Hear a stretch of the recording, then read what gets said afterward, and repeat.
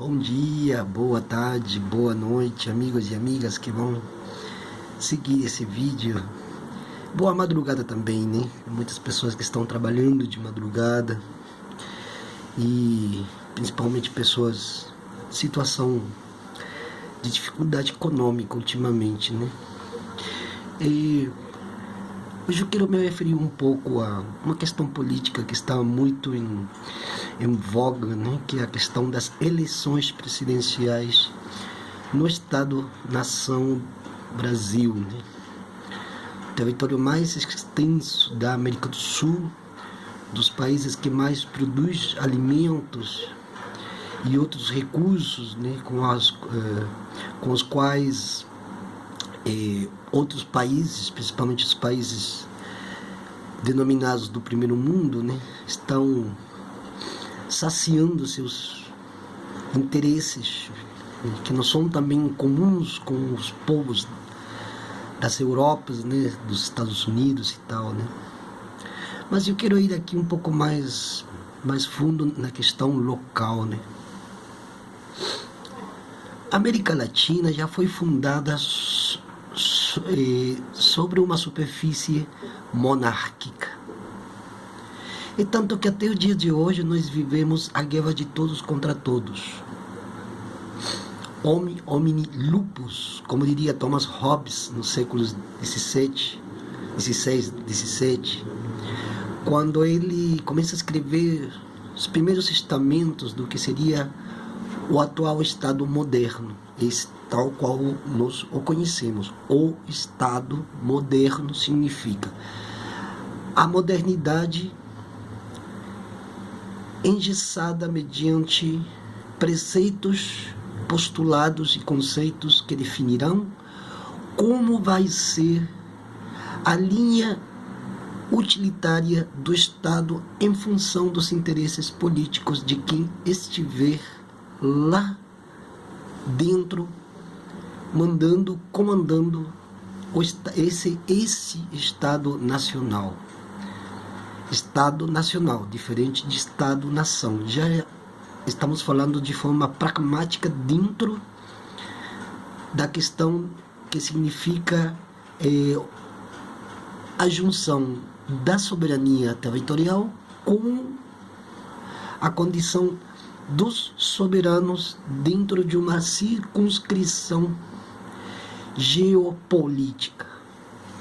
É necessário estudar geopolítica para entender, inclusive, os conflitos que estão acontecendo lá fora neste momento. O que acontece?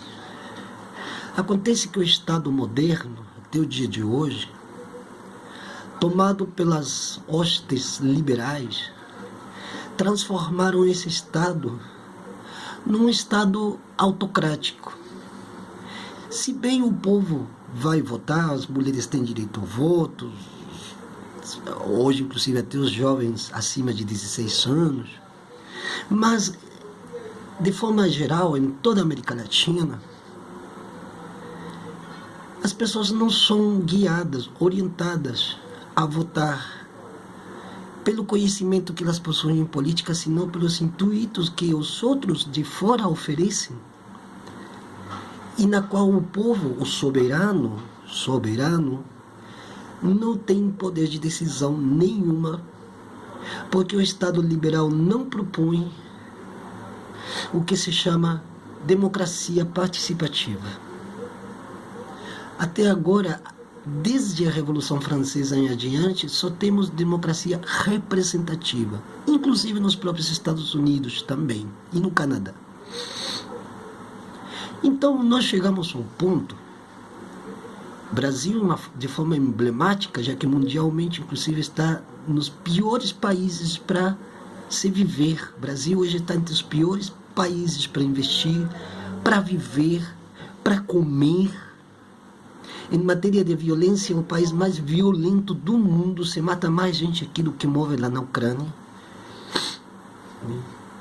A violência do Estado é uma coisa realmente, não tenho como descrever o que é a violência do Estado. O Estado é a violência. Lembrando que eu falei de Thomas Hobbes um pouquinho antes, Pois bem, ele funda o Leviatã, inclusive o primeiro livro do Leviatã, que parece que foi editado em 1639, se não me engano. A primeira edição do Leviatã de Thomas Hobbes, a capa do livro era justamente o rei, digamos, vou fazer aqui o mais didático, suponhamos que esse aqui é a capa. O rei ocupa quase toda a proporção da capa do livro. E nele estão contidos os elementos que representam o Estado e a autocracia do rei. Então, por exemplo, se esse aqui fosse o rei ocupasse todo o espaço, teria a empregada doméstica, a diarista, o trabalhador, o uberizado, o preto, o indígena, todos impressos nas roupagens do rei. E o que nós estamos vivendo? Claro, de uma forma um pouco mais avançada, digamos, evoluída. Mas o Estado continua sendo o principal agente da violência. O Estado não é democrático, nunca foi. Porque, em último caso, na democracia ateniense, no último caso, o servo tinha seu quinhão de terra. Ele trabalhava para a aristocracia grega, mas ele tinha seu quinhão de terra. Ele podia plantar, ele podia estar com a família, ele era artesão, né? Então, a democracia, ao ponto que chegou em toda a América Latina, tirando assim a Venezuela, a Nicarágua, Cuba, que estão tentando há décadas levar os holofotes para outro ponto. Mas as nossas democracias nunca, nem sequer foram democracias. Não existe. Porque se o poder é do soberano e o soberano é o povo, como categoria de exterioridade, o povo deveria tomar as rédeas do assunto e não um grupo fechado, juristas, políticos partidaristas, sei lá. Não tem. O Estado é a violência. Enquanto continuar esse modelo de Estado, a violência vai continuar. E eu tenho certeza que esse Estado vai continuar. Independendo de quem for ficar no poder, porque ele já está nas bases, está engessado no alicerce principal, que o Estado é o que decide qual vai ser o rumo que vai tomar o barco. Não é você que acha que indo lá votar, já está tudo solucionado. Não. Nos países como os nossos, onde existe alto índice de analfabetismo, já começa o problema na escola fundamental, já começam os problemas aí, e vale para todos os países. Manter um povo na ignotocracia, na ignorância absoluta, monárquica, é exatamente o que eles querem e o que eles sempre quiseram. Porque a América Latina é um projeto de ignorância. Os brancos sempre quiseram isso, um projeto de ignorância. Fundar uma oclocracia, o governo do caos, porque se caotiza não somente a mente, se caotiza a vida social das pessoas. E o modelo do Estado, ele é esquizofrênico. Ele é absurdamente esquizofrênico. O modelo do Estado, o modelo que dura até hoje, é esquizofrênico, oclocrático, oclocracia, governo do caos. E o caos não é ordem. O ordem não é caos. É caos mesmo. É uma loucura social em função de enlouquecer os indivíduos e levá-los a que eles nunca possam sair dessa roda de samsara, como dizem os indianos, como eles simbolizam. o caos do mundo, a roda de Samsara. Portanto, pessoal, qualquer eleição é uma eleição fajuta. Tem que ir a votar, sim, as pessoas devem votar. Tem que ir lá e fazer e tal. Mas não pensem que somente votando já vai estar tudo solucionado, não. Porque o Estado moderno de Thomas Hobbes, ele continua ali. As bases da Revolução Francesa, elas estão aí. Essa tal de igualdade. Igualdade para quem? Para quantos? Liberdade. Liberdade de quê? Liberdade de mercado. Saímos da função de cidadãos e passamos a ser consumidores. A única vez que o povão, o povareu,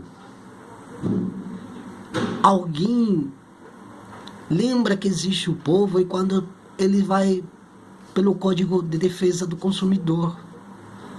Se ele não tiver que alegar dentro desse código, ele não é nada.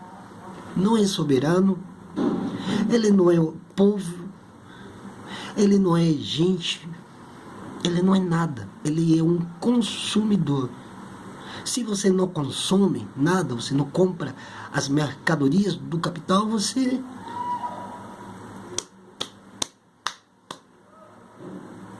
Isso é o Estado. A violência é o Estado. A violência humana, inclusive, começa no Estado. Quando se funda o Estado como um ente abstrato que vai ordenar a vida social, e atenção, estou falando desse Estado, porque existem outros tipos de Estados, inclusive existe o Estado de rebelião, que é justo, é legítimo nos momentos em que o povo realmente se sente lesado pelo Estado, o povo tem a garantia, o dever e o direito de se levantar contra esse tipo de Estado. Insurreição geral. Quando o povo está aqui nas condições de hoje, fome, dissídia, perversão de parte dos agentes do Estado federal, estadual, municipal, distrital, o povo tem, por lei e historicamente já definido, o direito de se levantar contra o Leviatã. O Leviatã é um monstro bíblico que emerge dos fundos dos oceanos para assustar aqueles que vêm trazendo a profecia de bem-aventurança, sempre quando tomem um dado caminho que vai levar aos oprimidos, humilhados e ofendidos à emancipação e à libertação. O povo é o único soberano. Além do voto, além de qualquer coisa, o povo tem o dever e o poder de se levantar contra esse monstro bíblico e pôr fim ao regime de escravidão que ainda continua até os dias atuais. O jurista argentino Raul Zaffaroni já falou certa vez num vídeo, inclusive acho que eu vou compartilhar aqui o link, né? Que a América Latina é hoje o pior lugar do mundo. Ele chegou inclusive a falar que nós estamos ainda na Idade Média. E é claro que nós estamos na Idade Média. Nós estamos na Idade Média, gente. Aqui, a gente fala inclusive de Estado moderno por uma questão conceitual. Mas se nós formos a colocar no pódio da temporalidade, em que situação nos encontramos realmente, é a Idade Média. Tomando em conta primeiro que aqueles esfarrapados que vieram nas naus e nas caravelas em 1492 e aqui no Brasil em 1500, eram seres medievais. Medievais em todo o sentido da palavra. E essa herança está até hoje. Por isso que em nenhum país da América Latina existe democracia. Isso aí é lenga-lenga, inclusive de semi-brancos ou brancos. Que, aquela esquerdinha rosé, né? Aquela esquerdinha vinho tinto suave, né? Aqui nós estamos na Idade Média e lutamos como na Idade Média. Lutamos como na Idade Média. Buenos Aires, Santiago, São Paulo, Rio de Janeiro, Bogotá. Vamos visitar as cidades, está cheio de gente jogada nas ruas. É a Idade Média. Porque quem ficava fora dos muros, dos castelos medievais, quem era? O esfarrapado, pobre, miserável, cheio de escorbuto, sarna, piolho, lêndia, faminto, sedento, ignorante, atroz, tosco, grosseiro. É o mesmo que nós temos hoje. Está do seu lado, é só observar. E essa Idade Média não vai acabar enquanto o povo não entra em estado de rebelião e dê por finiquitado essa fase histórica que nos persegue até o dia de hoje, desde 1500, no Brasil, desde 1492, em toda a América Latina.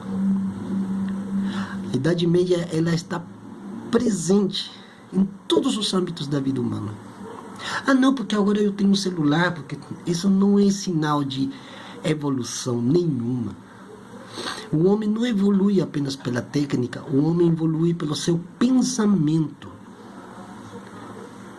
Tudo bem, alguém pensou para que existisse um notebook, um celular, mas estou me referindo ao pensamento crítico. As nações se fundam quando se constrói um pensamento crítico consolidado nas bases exclusivas de um horizonte que nos traga outras luzes para sairmos desse leviatã, dessa Idade Média que nos persegue até hoje.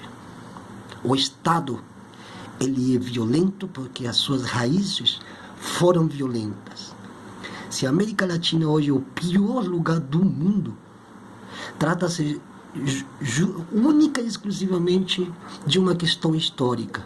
Pensemos bem naqueles esfarrapados, escorbutados, doentes, famintos que chegaram desde 1492 nas caravelas de Cristóvão Colombo e dos irmãos Pinzon. E veremos que hoje são aqueles que estão jogados nas ruas da cidade. Muito obrigado, boa noite, Caturité.